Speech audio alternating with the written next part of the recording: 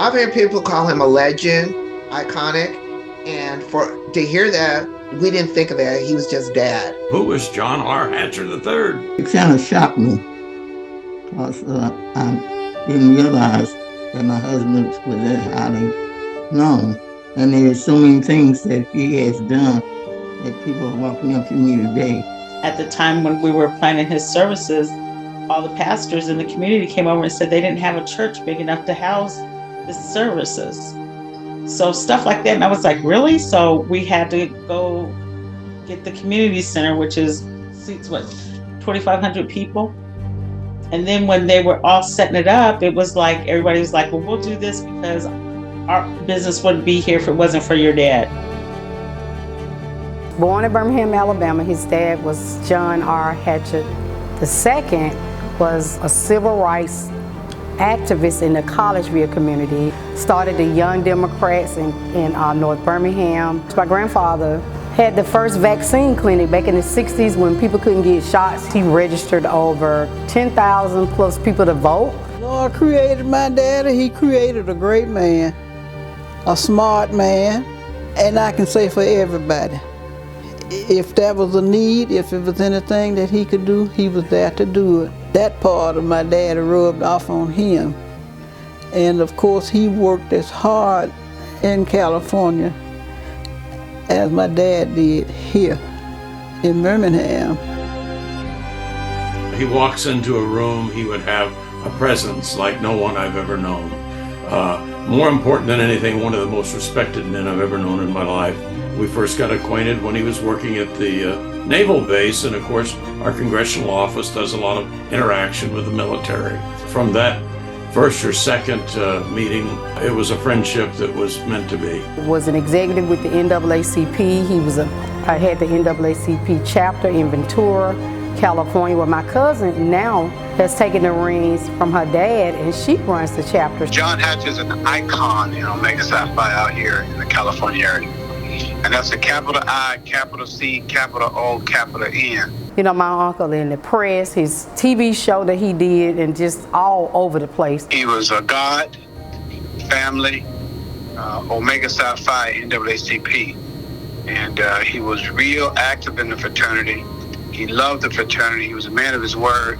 And he exemplified the four cardinal principles of manhood, scholarship, perseverance, and uplift. The Saturday school, I think that was one of his biggest achievements that we were really proud of. When out there, during the time he was living, people were coming all through the night, Mr. Hatcher. And he'd get up with a smile. Now, you know, when you wake me up, I'm getting up for the frown. And we are honoring my uncle since he was from Birmingham. President Biden and Representative Brownlee sponsored a bill. Mr. Speaker, it was once said, the greatness of a man is not in how much wealth he acquires, but in his integrity and his ability to affect those around him positively. By this definition, John R. Hatcher III was a great man. To name the post office in Oxnard, California, after it's going to be called the John R. Hatcher III Post Office. Because it's the way it should be.